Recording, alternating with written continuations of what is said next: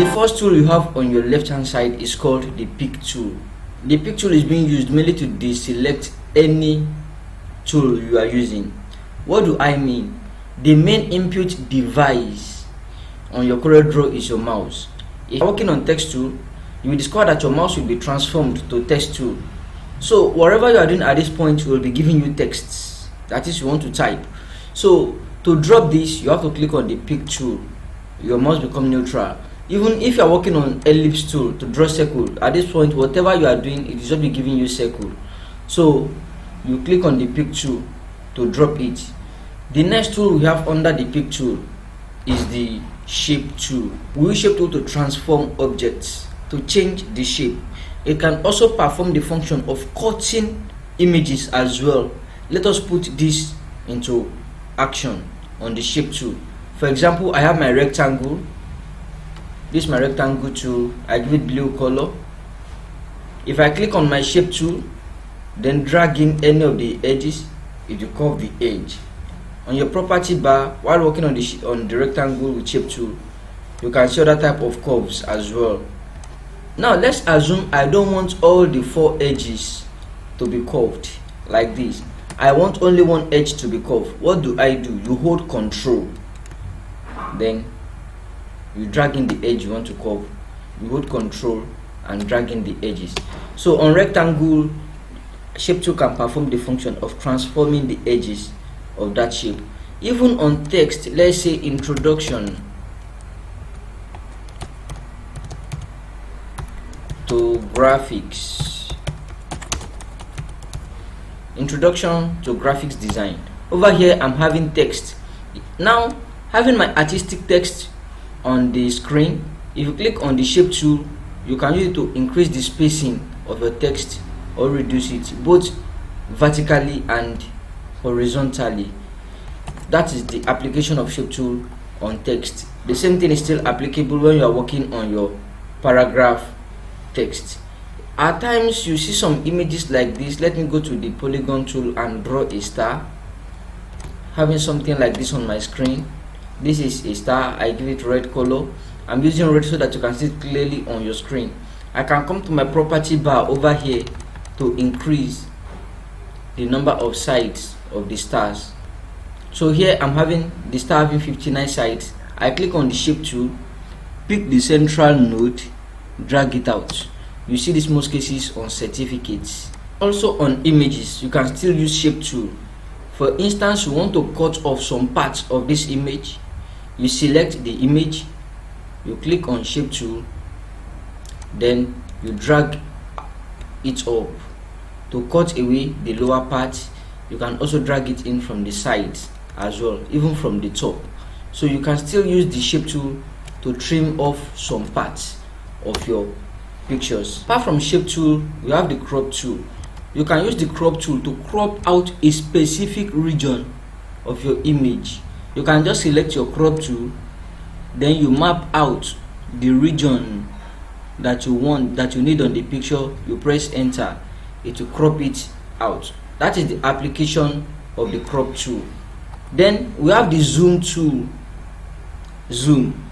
The zoom tool, you use it to magnify your image, either to make it bold or small. When you are zooming an image, it does not affect the size. Even if it is a text, zooming it out does not affect the font size. It only makes it look big on your screen so that you don't strain your eye while working. At this point, I will still bring in a picture to demonstrate this. Over here, I have a picture on the screen. I want to apply the zoom tool on this image now. You can see me sitting somewhere in the midst of the people. If I want to make the image to look bold, you click on the zoom tool. When you are clicking the left button, meaning you are zooming it in to make it bold, then you zoom it out with your right button. Now if I want to pick just the specific area where I was sitting, highlight that specific area with your zoom tool, so it will zoom it out. That is how to use the zoom tool. The freehand tool comprises of various tools that you can use for your freehand drawing. If you click on this arrow beside it, you will see other tools like your 2-point line, your Bezier, pen, B-spline, polling, 3-point curve, smart drawing, and so on. To start with, let's look at the freehand tool. I said they can be used for your freehand drawing. This is an example, just drawing line. I just want to create an image of my own choice. Then even the freehand tool as well, you can still use it to trace. But if you want to trace, it is always advisable you use the pen tool for your tracing. Now, apart from the freehand, we have the 2-point line to draw your straight line. Now, looking at this line, I'm struggling with it to make it perfectly straight. But to have a line that is perfectly straight, you hold Control. It can give you a line that is perfectly straight. Like what I'm having here now, I hold Control. You can see that it is dropping it at specific angles. So at that point, I'm not struggling with it. But if you do not hold Control, you will see that it will just be moving. So to have a perfect straight line will be a little bit difficult. That is that on 2-point line. Still under the freehand tool, we have the Bezier. Bezier is also for drawing lines, but you can still apply some curve effects on Bezier as well. Then apart from the Bezier, we have the pen tool. Most of the time we use pen tool for tracing. Now I have a skull on my screen. I want to use the pen tool to trace out the skull. I click on the pen tool. At this point, I need to zoom out the skull so that I can see it very well. This is human head. I click on the pen. So at this point now, you can now start tracing. You can start tracing gently. You need to zoom it out so that you can see the perfect picture, and number 2, so that you can pick the curve perfectly. Apart from the pen tool, we have the B-spline. All these tools are for illustration. We use them mainly for illustration. And then we have the 3-point curves. 3-point curve for drawing curved lines, something like this. For instance, let me see this. I think this is a little bit curve. I create another curve under.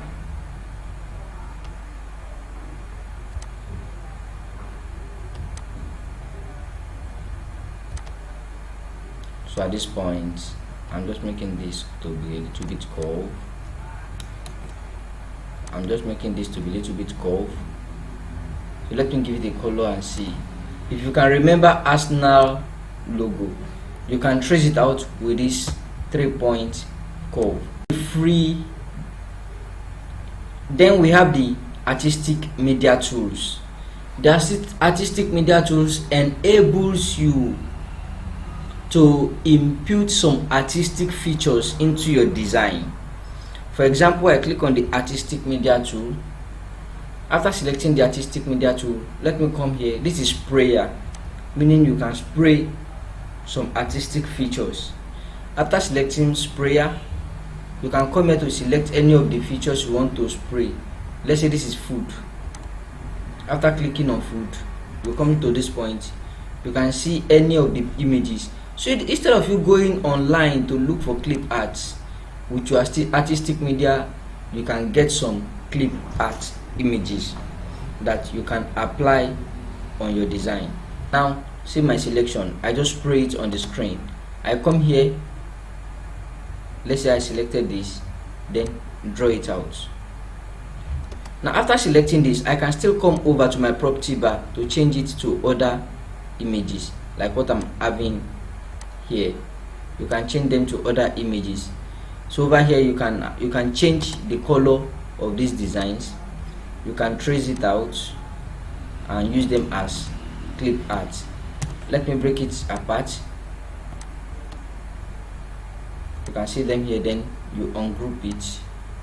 After ungrouping it, you can now begin to apply some effects on it.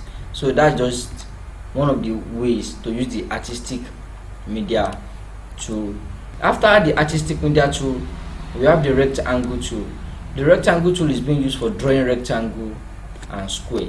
If you want to draw a rectangle, you just click on the rectangle tool and you draw a rectangle. Rectangle have two equal sides. Two sides are equal, but when we are talking of a square, the four sides have to be equal. That's what makes it a square. Now, how do you draw a square with the rectangle tool? While drawing your rectangle, you hold Control, it turns to square. All sides will be equal. After that, you have the ellipse tool. After that, you have the ellipse tool. The ellipse tool is being used for drawing ellipse and circle. This is an ellipse, something like this, like an oval. It can still be horizontally positioned. But if you want to draw a perfect circle, while drawing, you hold Control. It gives you a perfect circle. Then we have the text tool. The text tool is the tool that enables you to input your letterings. So you can just click on the A, that's the symbol for the text tool. You click on your screen and you type text, artistic text.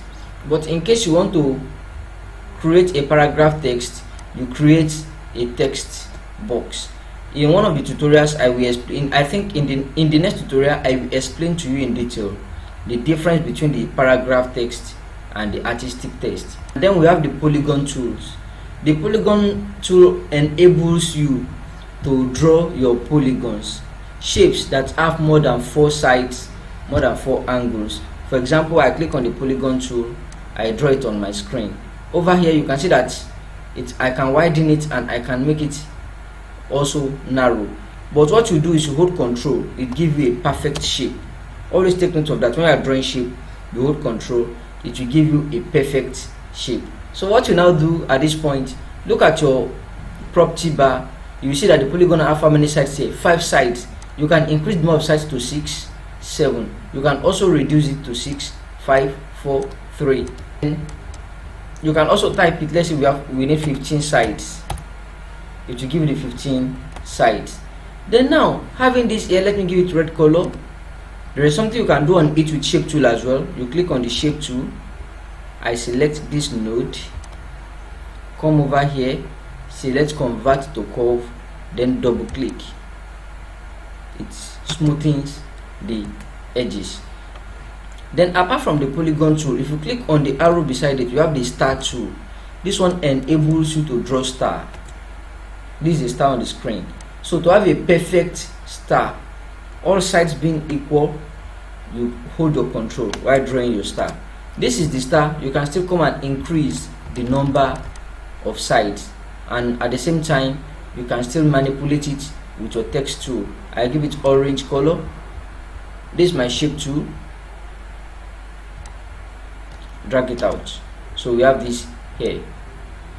Then let me change the color back to red, like what I'm having on the screen now.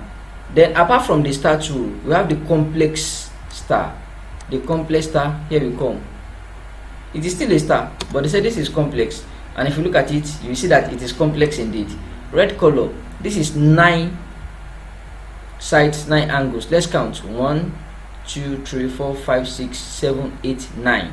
You can increase the number of sides as well to whatever suits the design you are creating. At this point, it have two steps. I'm increasing it. This is 4 steps. This is 6 steps, 7, 8. It all depends on what you are trying to create. Apart from the star, we have the basic shapes.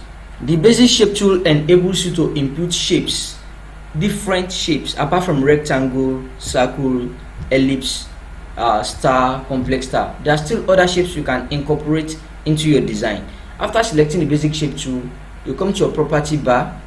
You select any shape of your choice, something like this. As you can see this, you can still manipulate it with your shape tool as well. Just drag it in or out with your shape tool. Apart from this shape, we have other shapes. This is water drop. In most cases you see this on your filling station design at the edge of the nozzle, dropping water. Then let's give it a color. There are some other things you can do with this. For example, when creating your design, you want to display a location. you can still use this to display your location. What you do is you mirror it vertically, it turns upside down. So after mirroring it, you can come and over here with your ellipse tool, you create a circle inside. Let's say this is white also. So over here you've indicated your location. This circle you can also trim it off. I select the circle, hold shift, select the water drop. After selecting the two together, you check the options you have on your property bar. This is trim. I trim this place off so you can delete the circle. You can see the holo now. There is a holo inside the water drop. Then apart from that, if you still check your basic shapes, you will still see other shapes there that you can still apply on your design. We proceed.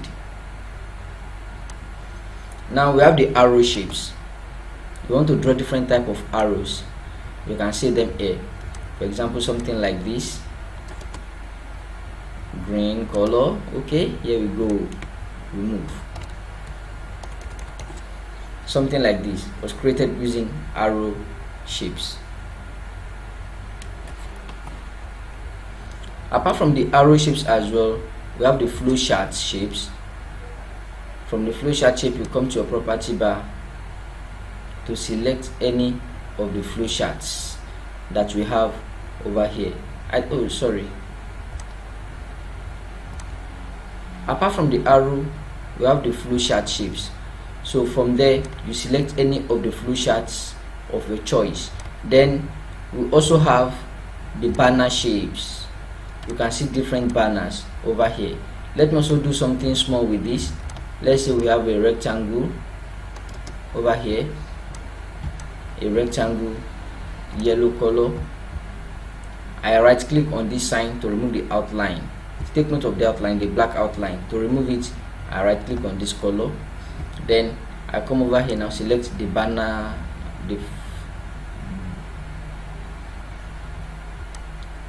then I come over here, I select the flow chart shapes.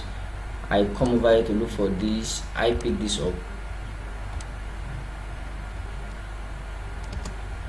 Then I have let's say I have it on red color. Let me remove that line for now. Then I power clip it inside this rectangle, drag it down a little, something like this. So all you just need at this point is you mastering your tool. That's how we used most of these tools. If you check, you still see other shapes there. Then another tool we have here is called parallel dimension for taking measurements. You see this most of the time on architectural drawing. You want to measure either the vertical distance, the horizontal distance, or the diagonal distance. What do? We come here now, parallel dimension. I pick this point with this point, stretch it up. You can see the dimension being displayed here. Just to show the distance, this is 11.86 inches. If I want to measure the height also, I come here. Let's assume I don't know the dimension. I select the horizontal. Okay, let's see this.